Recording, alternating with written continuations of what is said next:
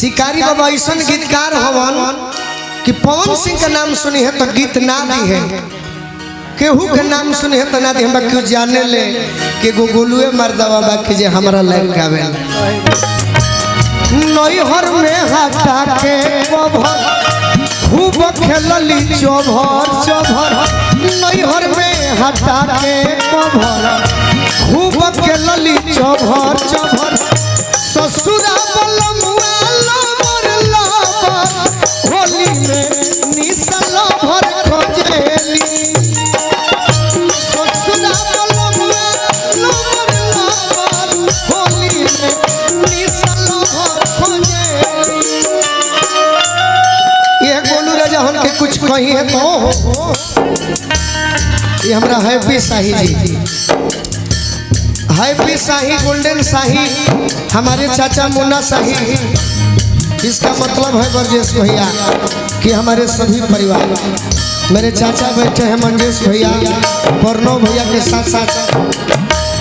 chairman साहब तो खाली नाम के चेयरमैन है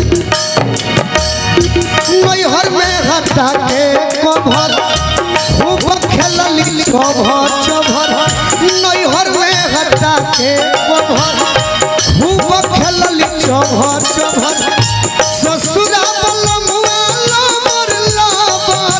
होली में निसल भर खोजेली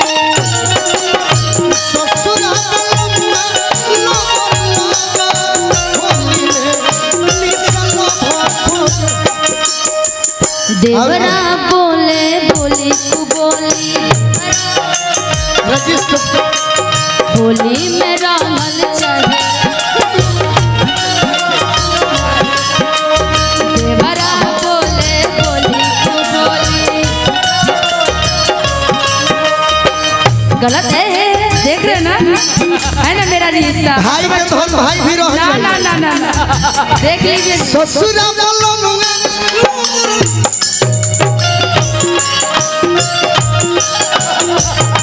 मेहनत का हक ले लिया ना नहीं देने वाला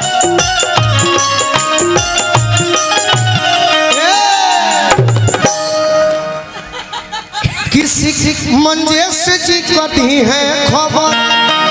तोहरों के मिलल हते कहाँ मिल पहले दीजिए 20 रुपए मत निकालिए 500 का दिए थे वो 520 को रुपया देनी है 500 हमारा का 20 को ना 20 आपका 500 मेरा भाई का 20 रुपया होता है तू 10,000 लाख गावो ना वहाँ के 10,000 अरे चोरानी भाग भाई हमारा चुरा के आपके लिए तो आपका अरे रुको हाथ छोड़ो मेरा अरे मेरा हाथ खुद पकड़ रखियो छोड़ो देखो पैसा के फेरा में ना रहल जाला अरे मेरा हाथ तो छोड़ो पहले तो तू हाथ निकालो ना हम छोड़ दे छोड़ दीजिए कि निकाल ले निकाल ले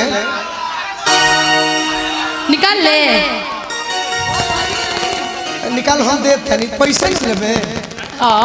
निकाल हम देते अब दिल किरनी तो लेब ना पैसे लेब देखे बगली फाटल बा ऐसे भी रहुआ कहिले कि है कैसे तू हेकरा के देखबा तो मोमबत्ती हो जाई का हो जाई अरे भाग भाग जा अरे तू इतना हमारा के खुश कह कि तारा के सोना के गोली दे दे जरूरत नहीं कही जवन 20 रुपया देवे 500 रुपया देवे में ऐसे करत रे का सोना के गोली अरे किसी कारी जी को दी है खबर की है निशा होई कि खोजो तारी शेर शिकारी जी को दी है खबर खोजो तारी शेर ससुरा होली में निसल भर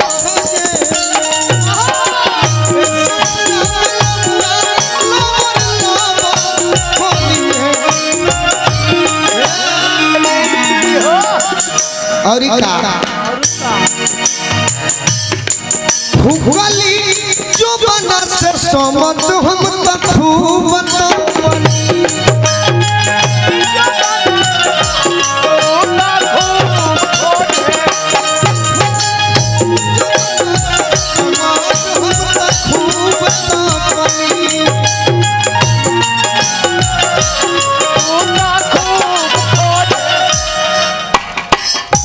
परनौजी करी है खबर गोलू पड़ती खबर परनौजी करी है खबर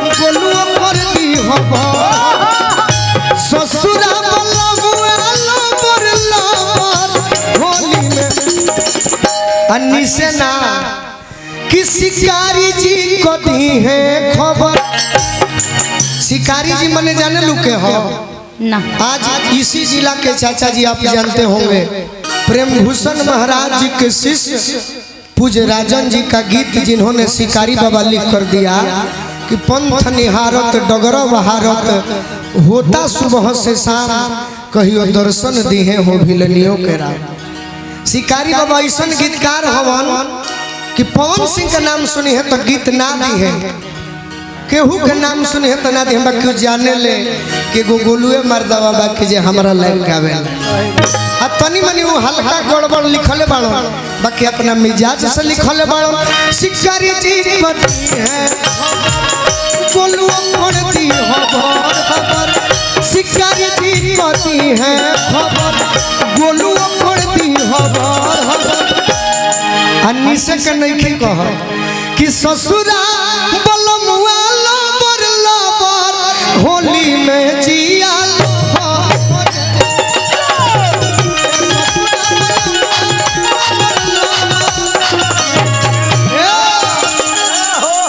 शिकारी जी पति है गोलुआ पड़ती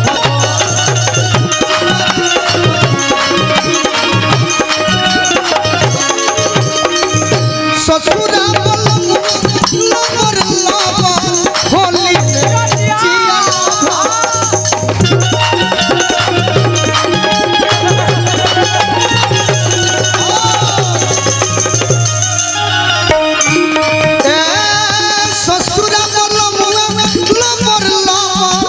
होली में जिया